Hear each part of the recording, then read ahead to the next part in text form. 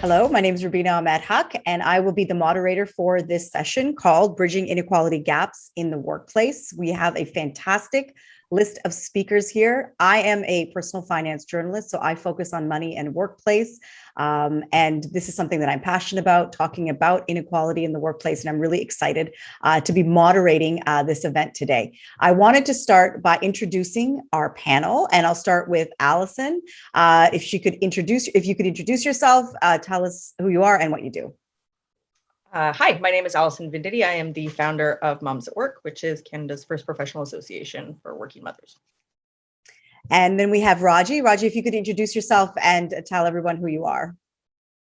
Hi, my name is Raji Jairam, and I'm absolutely thrilled to be here. I'm Associate Professor of Economics at the Munk School of Global Affairs and Public Policy in the Economics Department at the University of Toronto. I'm a labor and development economist, and part of what I do in my research is think about gender in the workplace. And Carolyn, if you could introduce yourself. Thank you. I am so happy to be here. Thanks for having me. My name is Carolyn Gale, and I'm the Managing Director Partner for Accenture that is responsible for our Canadian technology, provincial and health practice. And last but not least, Katie, if you could introduce yourself. Thank you very much for having me. I'm Katie Ward, Commissioner and CAO of Ontario's Pay Equity Commission, and we focus on women at work, women in the labor force, and especially on wage equity. Okay. So I wanted to start maybe just asking a broad question about how the pandemic has highlighted inequality in the workplace. Some of the obvious stuff is out there. The data is out there that shows that women dropped out of the workforce at a greater rate than men. They haven't returned to the workforce. But is there anything specifically from your point of view that you think the pandemic has really sort of taught us about the inequality that exists in the workplace? Why don't we start with Allison? Well, I don't think anybody can deny that mothers have borne the brunt of most of this. And I think that what people are failing to see is that the dropout is continuing. So many of the women in my group are just starting to drop out now because they held it together through the first parts and now have reached sort of, critical burnout because schools in Ontario were out for so long. We kind of thought that the summer would fix everything, kind of get back to normal at some point, and then it didn't. And now we're starting to see people crack even further. So I think that it has highlighted the need for a universal childcare system. It has highlighted the need for changing the way that we work so that we know that people can work remotely. We know that there can be more flexibility and overall, putting employees first. So there's been a huge pushback from employees to say, like my health and safety matters. And so I think we're going to see a lot more of that. Katie, you're with the Ontario Pay Commission. What has this told us about women's work and the way that we are valued, women are valued when they are at work? And has the pandemic revealed something that maybe we didn't know about before we were in this situation? Great question, because both you and Allison already hit on the point that we can't deny the disproportionate impact it's had on women, and we know the stats. We don't need to run them through here. I'm sure they'll be in the pre-notes. But what's shocking and surprising to me is never in my lifetime have I seen so many stories about women and inequality, about the injustices at work, about unpaid care, about labor. So it's this really unique moment where it's uncovered this. And now policymakers are actually thinking about it. Like we've coined the terms she-cession, she-covery, and governments are talking about a feminist economic recovery. So I think it's actually, it's taken this sort of disastrous moment to bring it to the forefront where policymakers are taking it very seriously. The other thing I think it's revealed is the complexity, on our end of the gender wage gap. We know the gender wage gap is very complex. It exists for a lot of reasons. One of the reasons is this women entering and exiting the workforce related to caregiving responsibilities. And that's been exacerbated throughout the pandemic, as Allison said, and as we know. So we're starting to understand in a deeper level the complexities that surround the gender wage gap and have these conversations on, okay, how do we fix the more systemic issues like the burden of care or other expectations, societal or cultural, around women and work that actually impacts their wages. Carolyn, I wanted to ask you too, because you work in a sector that is very highly paid, highly skilled. When you think of the last 20 months, technology always comes to mind, and every company is screaming that they need tech talent. Has this made it easier for women, or are we in the same situation we were February 2020? We also have seen more and more women leaving the workplace. It's a war for talent, which has driven up salaries more than anything any of us have ever seen. Historically, in our company, we do a lot of research.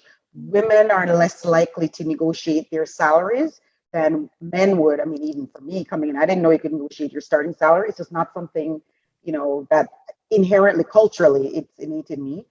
We've provided information so folks know, what supports are there for you, but also we've taught women. We have workshops around how do you negotiate more for what you want, and in a model which in some aspects, in some areas are up or out.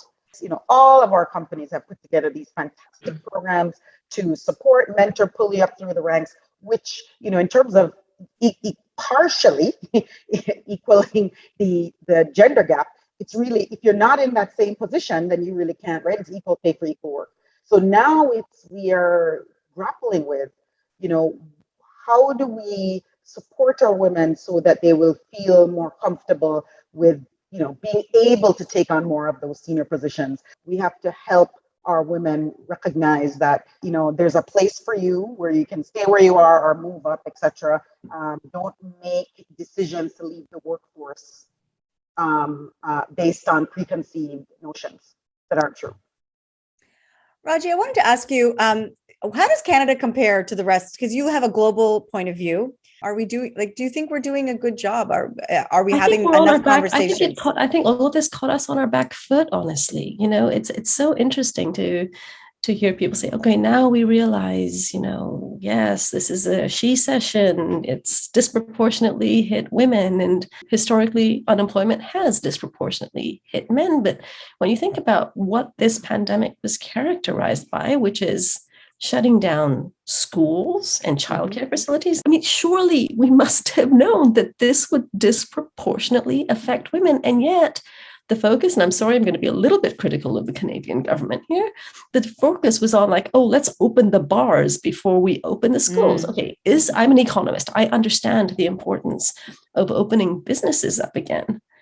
But dear God, I mean, if we really had women at the front of our minds, how is that possibly our priority? Why was our priority not let's take care of schools and childcare so that women have the option of going back to work?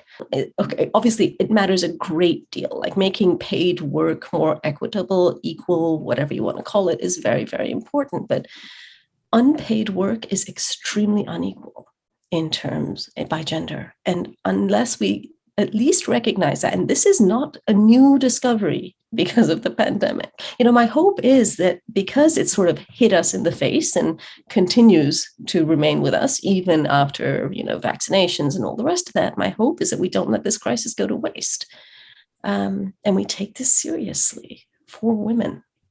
Do you think that we are good at understanding what pay equity is? I guess anyone, Katie, I saw you raise your hand. It's not about equal pay for equal work, which is an entirely different concept. It is actually understanding the value that something provides to a company or whatever organization's bottom line.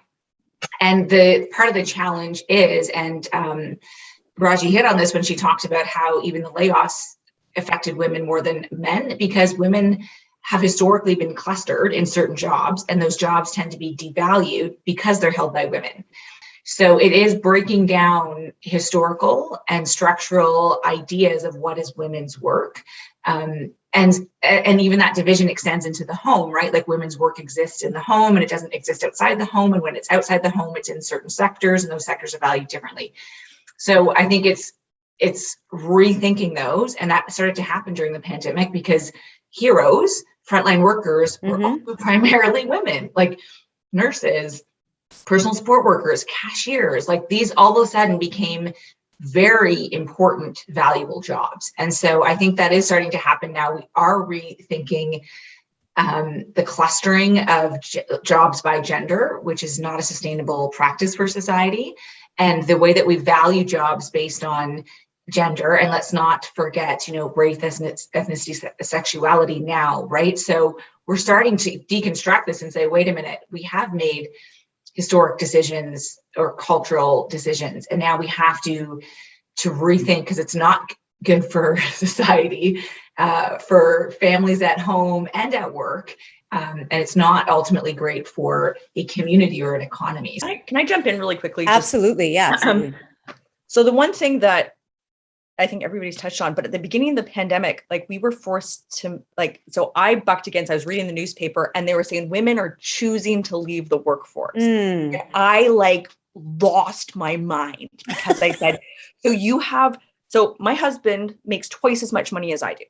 Okay. So when we are choosing, because we were forced, so women were forced to leave the workforce, because when we choose, he's got a full-time with benefits job that pays more money and I am self-employed and make less. That's not a choice for who keeps their job, right? There's no choice here. This is our reality. You're expected to do this and you don't have a choice because you're not valued in the workforce.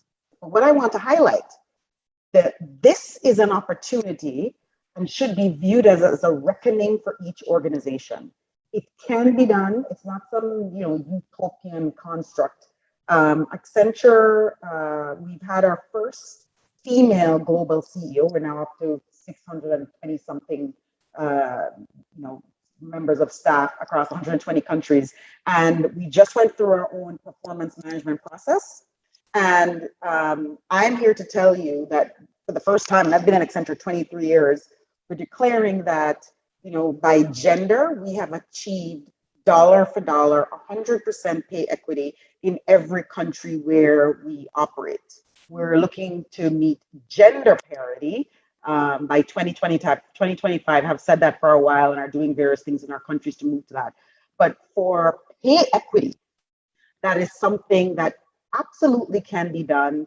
We have, as my esteemed colleagues have talked about, looked at, the job classifications, who is in that job, and ensuring that dollar for dollar, there is pay equity associated with that. So that's for people who are in those roles. So there still is a way to go, but I think it is something that can be done. It wasn't like somebody waved a magic wand. We do market research in each country that we operate, always have done that to bring us up to market relevant roles. But with the pandemic, we have had a fire lit under us because of we wanted to retain the women that we had.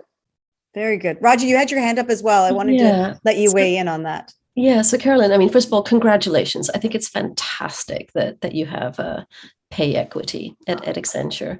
Let me make a point that is certainly obvious to this group, but may not be obvious to people who are not in this group, which is that I think pay equity is something that is achievable, conditional on the job, the occupation, the company, okay? Where the inequality, I think, really steps in, and this goes back to your question, Rubina, how do we achieve equity, or what does it mean? This is where it really takes a village, like Canadian society has to somehow rally together to begin to change that. But I think what a lot of this boils down to is like giving men and women equal freedom to work. And the only way we're going to have equity at work is if they have equal freedoms to work. And that means like a situation like Allison's shouldn't exist. Like the policy part is challenged. Let me give you an example from my own profession, okay, regarding things that are done to sort of help balance out unpaid work. So I'm an economist, and in academic economics, if you enter as a tenured track professor, and for a while now, women have had a year of maternity leave that adds a year to their typical 6-year tenure clock. So you get 7 years instead of 6 years before you're up for tenure. Now, great, okay. In the spirit of equity, and we know from like studies in Scandinavian countries that paternity leave is really important as well, because like dads are supposed to, stay home, step up, help moms, whatever. Sorry, not that there aren't. I don't want to. Yeah, there are situations where there are two dads and two moms as well. I recognize that. But the second partner, let me just talk about heterosexual couples for the purpose of this exercise. So they added that. So men have a year on their tenure clock as well when they have children. That's great. I mean, I may bear a child as a woman, but men also have young children. Fantastic. Sounds super equitable. Well, what's happened to women is that this policy, so when it turns out when women take time, get a year of maternity leave, they take care of their babies. When men get a year of maternity leave in academic economics, they write papers. So what's happened is that the probability of a woman getting tenure after this policy has decreased, and the probability of a man getting tenure has increased because men have that leg up, and women, as a result, because it's competitive, have that leg down. So I think, I don't know, like this, it's difficult, is all I want to say. That is so interesting, that how that time is used, even though from a company perspective or from a corporation perspective, it's very much, we're being very equal and fair, but that time is being used so differently. I actually wanted to ask a question about maternity and paternity leave. How can we make it so that the stigma, for example, of paternity leave, because that's what we often hear, is that especially men who work in, on Bay Street, as an example, they simply can't do it. It's a career killer. What can we do to kind of change that attitude, that even though it's available, that they can in a genuine way take that time and genuinely allow their partner to then go back into the workforce? We know the gender wage gap starts and or widens when women take leave. And it's in part, we've already talked about this, it's like the time away from the office, which impacts the promotion track. Then they go down to part-time, which impacts their income. It's also the stigma. We have research that shows that when women take maternity leave, the management's mentality towards them changes. Like, we're not going to give her important projects because she can't handle it, or we're not going to promote her because she's going to be going off on leave. These are starting to be confronted in a really real way and be broken down. But there's still a lot of work to be done there. The other point is there's research that shows that when men have children or go on paternity leave, they're rewarded at work because they're seen as like, he's a father, he's a breadwinner, he's a provider, like he's going to work so hard. So there's this different mentality of like, as if women don't care about, like, as if a woman's not going to work hard to provide for her child. Like, I think there's a very innate connection to do that. So it's breaking down those, which it's, as you said it, like social moral norms are very difficult to deconstruct. And the policy can address some of it. Like Canada has a fairly decent paternity policy leave. Scandinavian countries, I know Rajiv, you've written about this. Alison, you'll get into it. Those can help, but there still has to be a shift in the way that we think about parenthood and sort of the family dynamic, be it heterosexual or homosexual, the way that we think about parenting and families and that child rearing as a family activity, not as a mother activity. Alison, something you're passionate about? Everybody's heard me talk about it. So my expertise is in accommodation return to work. It was like I've built return to work programs, workers' comp, long-term, short-term disability for big companies. So like, the intricacies. And what I found really hard, so when I came back from my second, I headed up a return to work division at a consultancy firm. I didn't have a pass. I didn't have a computer. My boss kept handing me back to HR. They didn't know where I was supposed to go or what I was supposed to do. I'm like, this is my division. Like, this is, pardon? And I said, every single woman who I know and who I met on maternity leave was in the same situation, right? They spent half their maternity leave worrying about what was going to happen when they came back. They were scared to ask for flexible work. My kid was in sick kids. I had no choice. I had to ask for some of these things. I didn't want to. The whole thing was such a mess that I said, okay, hi, when you go on short-term disability, you get a case manager, you get forms, you get a thing, there's timelines. The WSIB has a return to work form. You make a schedule of how you're going to return to work. I'm like, these are structured things. I'm like, this has to exist for maternity and paternity leave. 4 out of 10 women consider quitting during the return to work process. That's 40%. 95% said that they were offered no formal support, none. So formal support means just someone helping you to figure this out to get back into the office, because we put it on managers who are not equipped. This is not how we value someone who's been with an organization for 10 years. Carolyn, you must have stories working in the tech sector.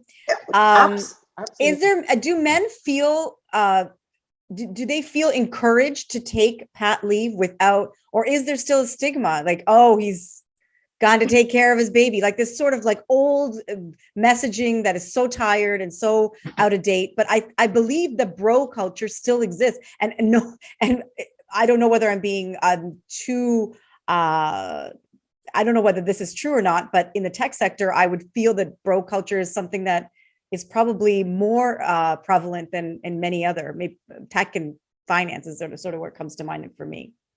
Yeah, you're correct. I mean, they have that's a cultural thing that organizations can try and stamp down, but there are underpinnings of that everywhere. There's so many things that have changed because organizations have learned.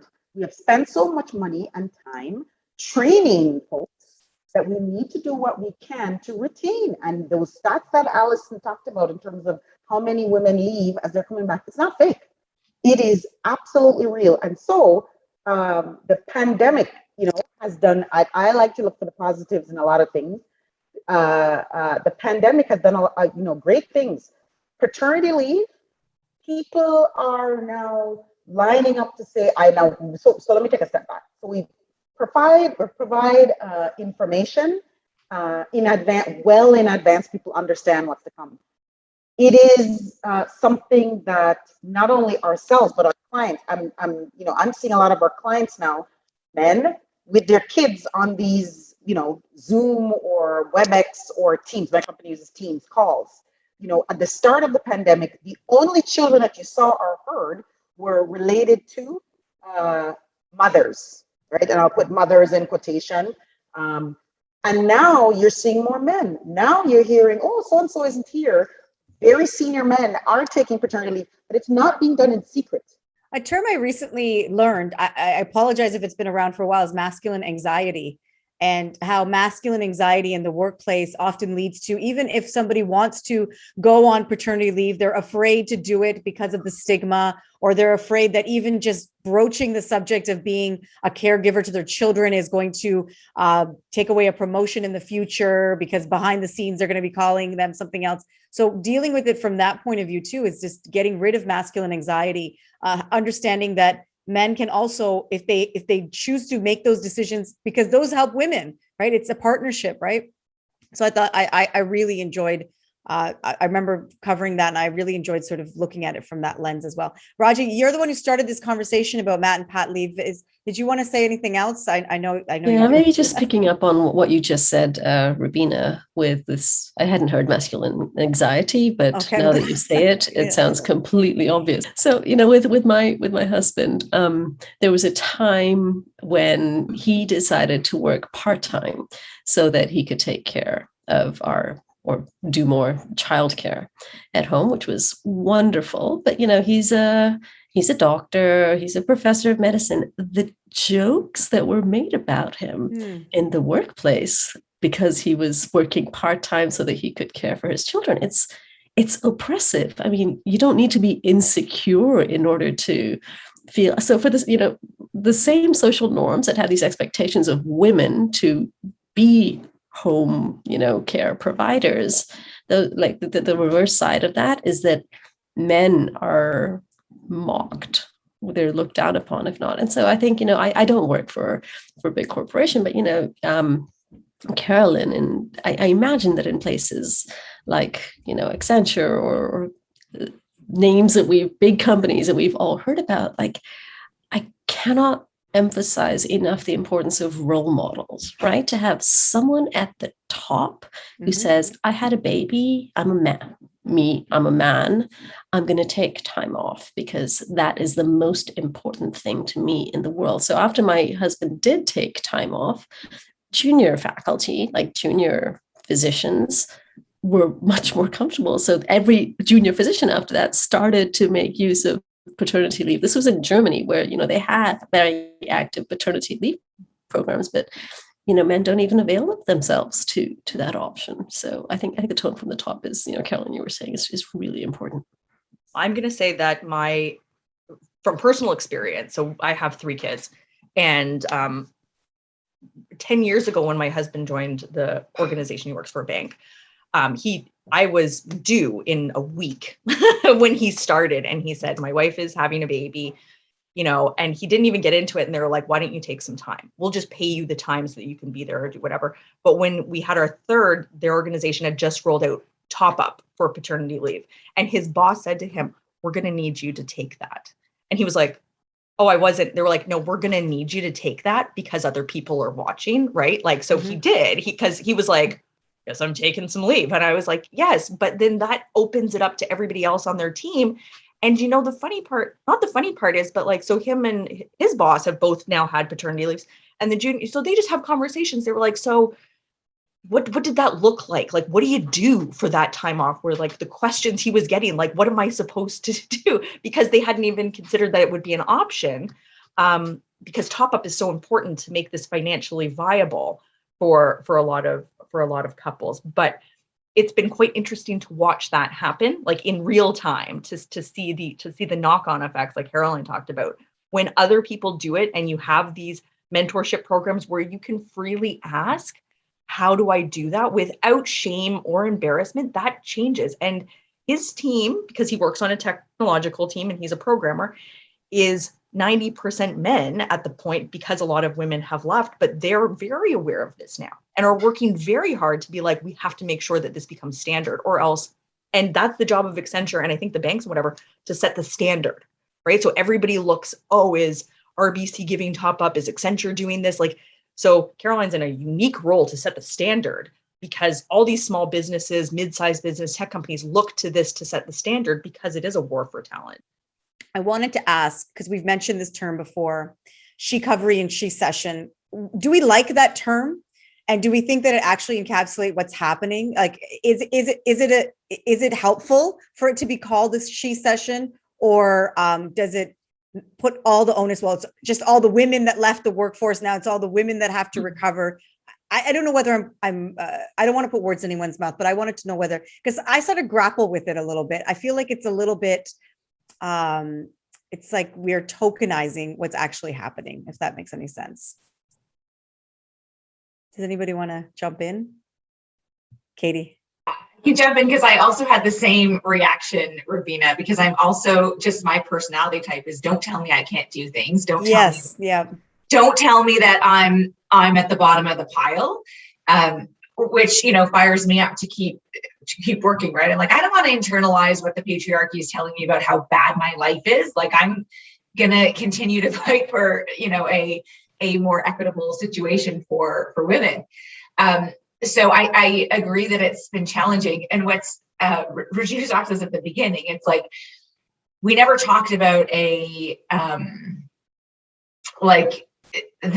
men's version of this, right? It just was sort of assumed. It's just a recession when men leave the workforce, right? Yes. Well, I think that's what I grapple with. Yeah. Yes. And that's also because, primarily in earlier recessions, it was manufacturing where men are clustered, right? So we didn't label it the same way. So I grapple with it as well. The kind of silver lining I'm trying to take from it is that we're talking about it more, and policymakers are actually responding with policy. Both the provincial and federal government have announced loads of programs to address women and work, reskilling, training, supporting women's entrepreneurship. So there has been policy responses with money attached to it. And they're looking at, a federal national childcare, with the provinces ideally coming on board. So I think that there has been, it's become beyond the tokenism for me when I see policy response, and when I see legislation that's coming into force that is trying to address this, because they've recognized, and even if the argument is only economic, that it's bad to lose 50% of your workforce is women, and they're being affected this way. It's bad for innovation.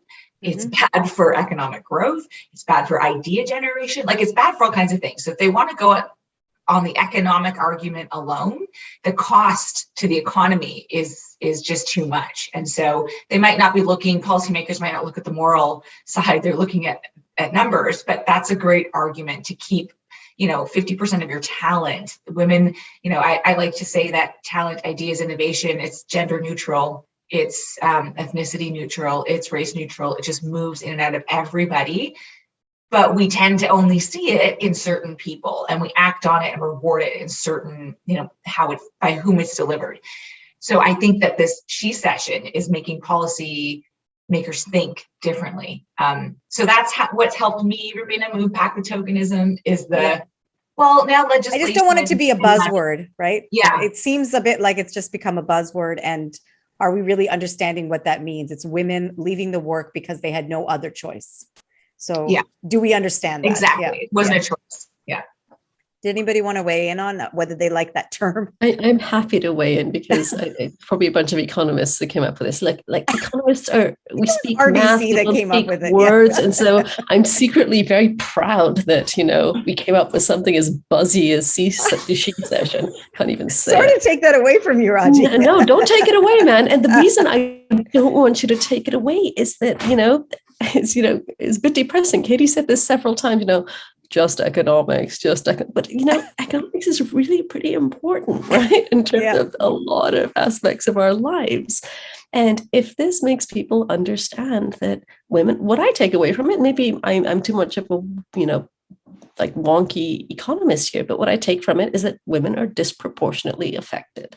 And She session reminds people of that. Why have we not had previous recessions be called he sessions? Because our default is to think, oh, men, of course, if it's work, it's men. And this reminds people that actually this time it's different. It's women. And so I like it. I really like it. If it allows that idea to stick in people's minds, I'm all for it. I want to refute the comment that it's just economics. What I meant by that was economics is very important. I studied it. I love it. What I meant by that is the reason to support women is often, we look just at the economic argument. We don't talk about the moral, the social, the cultural. And I agree that the numbers are gigantic. We have so much, I think it's McKinsey says, we could add 150 billion to the economy if women were paid equitably. That's massive. RBC puts the number at 100 billion. So economics is significant. That's the argument that reigns and rules because economics matters. What's also important, and part of my passion is like the moral and the social and the cultural argument, because those, women are inherently provide value. Everybody inherently provides value, and the economic argument reigns because we are a market economy, and that is what we pay attention to. But I still hold the belief that I have a philosophy undergrad, so I can't help myself, that there's just inherent value, regardless of the bottom line. And that's, what we constantly, struggle for and push for within our organization is just the value part of the recognition. Absolutely. So I think this brings us to the end, but I wanted to have a chance to sort of say some final thoughts.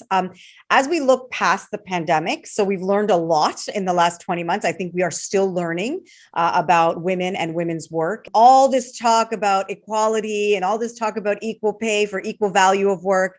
As soon as the pandemic hit, women are like, back to the kitchen, time to take care of the kids, right? And it was really like, when the kids were out of school, the first thing I thought is, how am I going to organize my children? I don't know whether my husband had that thought. I think his was like, how can I find a quiet space to work? Like, it's very much more centered on himself, not on the family unit. Although I don't want to paint him as being a terrible person, but I think that generally speaking, that is what happened at the beginning of the pandemic. Women panicked because we needed to know, how are we going to take care of our kids? So what's the lesson? What can we do after the pandemic when we get back to what should the new normal look like? And how can that help for us to work towards things like pay equity and understanding unpaid work and understanding the role that women play in the economy? Anyone can jump in, whoever feels comfortable.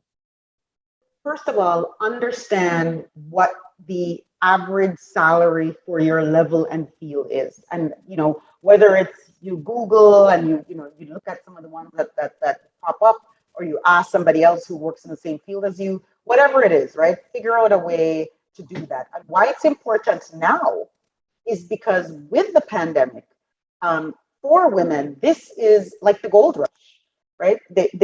People, every organization now, small or big, or, you have your D&I or I&D programs, and, you want to build diversity and you want to retain women. So now find out what the average is, assess your own salary against that, have a conversation with somebody who impacts salary in your organization, whatever that is, and bring it forward, not because, I'm a woman and you should give it to me, but talk about your value and what you bring, regardless of what it is that you're doing, and talk about your justification. If you feel like your salary is imbalanced, have that conversation. And guess what?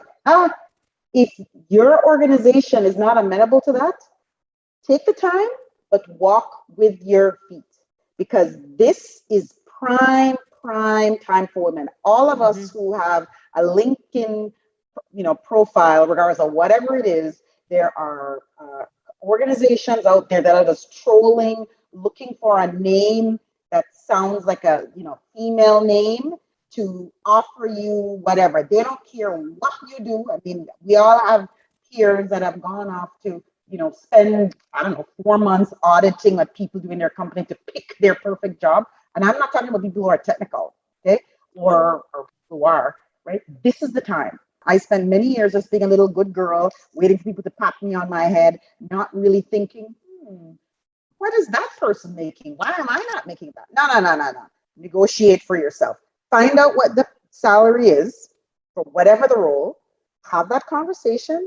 And if they're not listening to you, then you know where the door is. Don't just quit and sit at home. Figure out, an exit strategy, because there is always going to be at least one company that will take you up on the offer. Raji, what do you think we should be looking at post-pandemic? How can we ride this wave that we've sort of created, whether it's and recognizing what we can do for women? I think, lots of things, but let me just focus on two things. One, it's sort of the beginning of the funnel, and one near the end of the funnel. Beginning of the funnel, I think we need to, if we really want gender equity in the workforce, I think we cannot forget education. And education is something that I think we're slowly getting back on track, but it's something that we just, I don't know how to say this politely, we really failed our children when it comes to how we dealt with education in the pandemic. And education is important for all children, but it's really important for equity, because girls and boys study, I've said this before, study very different things, and this just has lifelong consequences. So I think thinking very hard about what girls are studying, fostering those skills so they, end up being a Carolyn is it's really important.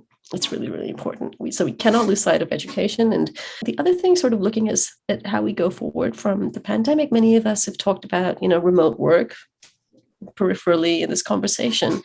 My fear, as we slowly come out of this pandemic and more people start going into work, is that we're going to end up in a bimodal distribution where women choose to stay home and work remotely and men go back into the office.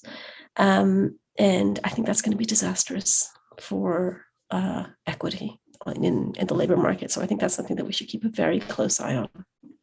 Yeah, remote work I think about that a lot. One thing that women have done is that as we work remotely is that we've taken away some of the support. So the after school care, like, why do I need after school care if I can go pick my child up from school? And so you just shrink your day. So rather than having an 8-hour day, you now have a 6-hour day, because kids are only in school about 5.5, 6 hours. And so if that continues, and eventually there's going to be a gap in the person who gets to get on the train and spend an hour reading the paper and getting to, that just definitely is going to create another issue that we'll have to deal with in the future. There's Katie, also the networking, right? I mean, networking often takes place face to face. It's what working from home has tons of conveniences, but you pay a price. Absolutely. I'll say two things. One, my team and I just did a jurisdictional scan of countries around the world that are performing well in closing gender gaps and gender wage gaps. And so we're doing an analysis to see what works. And so three things have risen, but I'll talk about two.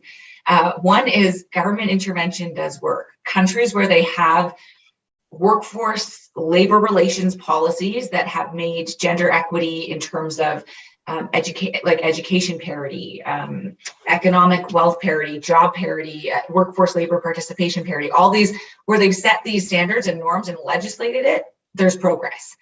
And same with the gender wage gap, where governments have created some form of legislation, and there's different ways of dealing with it. Ontario has a Pay Equity Act, first in the world to have one. We do see the gap closing. So legislation works. I think government is going to be a part of this, but it's both and. The other part is you have to have businesses participate. Accenture, thank you for your leadership. And with that is data. We know that when data is collected and analyzed, there's action being taken. Countries that actually collect data intersectionally, they collect data on gender and labor participation, they collect and they analyze all this information. They're doing really well at closing because they can see what's happening and respond. So I think we need governments to be better at collecting data. The government of Canada just invested money for StatsCan to start looking at intersectional data, which is not something we'd ever done before. So that's going to make a huge difference if governments can commit to actually looking from and learning from the data. The final thing I'll say is, keep talking about it. Don't let it go away. Women have been in the past, they talk so much, they're hens, they're all these things. This is our time to talk. This is our time to continue the narrative, not just women, involve others in the conversation, where we can make sure that this stays top of mind for policymakers, that the equity conversation doesn't go away after the pandemic in the new normal, that it continues to be part of the research we do as policymakers, economists, and labor relations folks, that we keep it. Our team just launched a series called Level the Paying Field, where that's exactly our point, is to just keep the conversation going about leveling the paying field and equity in general. And I think that's going to be a part of, the new normal should continue these conversations.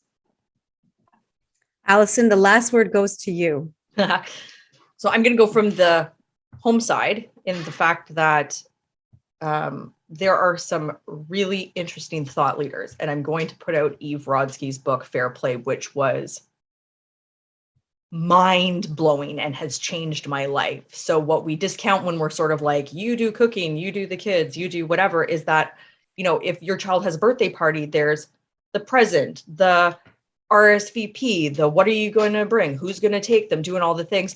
And so her concept is the fact that all the entire mental load, it's not the actual doing of the thing, but the whole load that goes along with it. And so we've implemented it in our house because during the pandemic, there was a lot of lying on the floor and crying that happened in this house. And I'm not going to shy away from that. And it was on my side.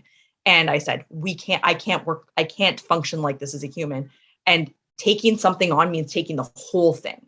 So my partner is now doing all the school stuff. He does all the party planning. He does whatever. I don't even know about it, right? I went to the orthodontist office because I was dropping him off and I said, I don't want to know about anything you have to call my husband.